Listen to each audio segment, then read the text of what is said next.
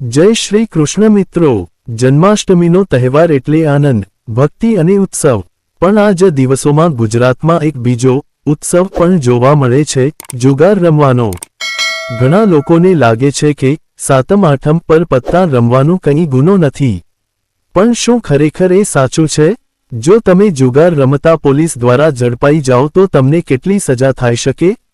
ચાલો આજે આ સમગ્ર વિષયને સરળ ભાષામાં સમજીએ. ભાગ 1. જન્માષ્ટમી અને જુગારનો કનેક્શન. જન્માષ્ટમી એટલે ભગવાન શ્રીકૃષ્ણનો જન્મોત્સવ. મહાભારતમાં જુગારનો ઉલ્લેખ છે, જ્યાં યુધિષ્ઠિર દ્રૌપદી હારી ગયા હતા. કદાચ આ જ કારણ છે કે કેટલાક લોકો જુગારને આ તહેવાર સાથે સાંકળે છે. આજે પણ સાતમ આઠમ દરમિયાન પત્તા રમવાનું પ્રમાણ વધી જાય છે, પણ તહેવારની મજા ભક્તિમાં હોવી જોઈએ, ગુનામાં નહીં. ભાગ 2. કાયદાકીય દ્રષ્ટિએ જુગાર શું છે? ગુજરાતમાં જુગાર સંબંધિત કાયદો છે, the Gujarat prevention of gambling act, 1887, Gujarat જુગાર પ્રતિબંધ કાયદો. તે મુજબ કોઈપણ રમત જેમાં પૈસાની લેવડદેવડ થાય તેને જુગાર ગણવામાં આવે છે. ફક્ત મોજશોખ માટે પૈસા વગર પત્તા રમવા પર કાયદો લાગુ થતો નથી, પરંતુ પૈસા રાખીને પત્તા રમવા એ ગુનો છે. ભાગ 3. પોલીસ કાર્યવાહી કેવી રીતે કરે છે? પોલીસ ખાસ કરીને તહેવારોમાં રેડ પાડે છે. ઘરમાં, ક્લબમાં, ઓફિસમાં કે વાહનના અંદર પણ જો જુગાર ચાલતો હોય તો કેસ થાય છે. 2024માં રાજકોટમાં તો એક બસને કેસિનોમાં ફેરવીને હાઈવે પર જુગાર રમાડતા પકડાયું હતું.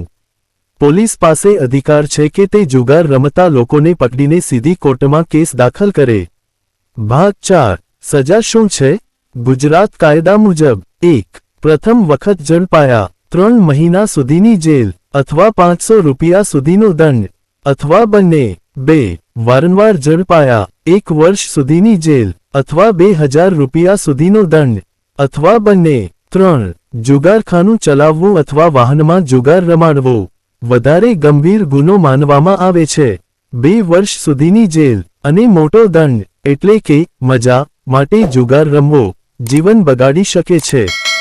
ભાગ 5. સામાજિક અને વ્યક્તિગત નુકસાન.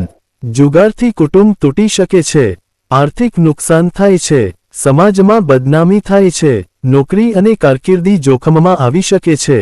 એકવાર પોલીસ કેસ થઈ જાય તો આખી જિંદગી દાગ લાગી જાય છે. ભાગ 6. વિકલ્પ શું? તહેવારની રાત્રે પરિવાર સાથે ભજન કીર્તન કરો, દહીં હાંડી, ઝૂલાની મજા માણો, સાંસ્કૃતિક કાર્યક્રમોમાં જોડાઓ. મિત્રોના સંગાથે મજા કરવા માટે કાયદો તોડવાની જરૂર નથી.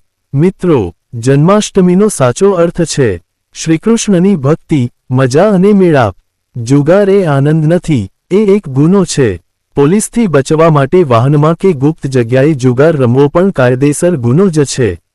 તો ચાલો આ જન્માષ્ટમી પર એક પ્રતિજ્ઞા કરીએ. પત્તા નહીં, પાઠ કરશું. જુગાર નહીં, ભજન કરશું. જો આ વિડિયો તમને માહિતીપ્રદ લાગ્યો હોય તો લાઇક અને શેર કરજો.